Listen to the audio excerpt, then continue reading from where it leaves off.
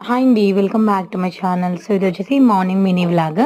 So, first అయితే పాలు వేడి చేసేసి, తర్వాత వెంటనే ఈ ఎగ్స్ అయితే బాయిల్ చేస్తున్నాను.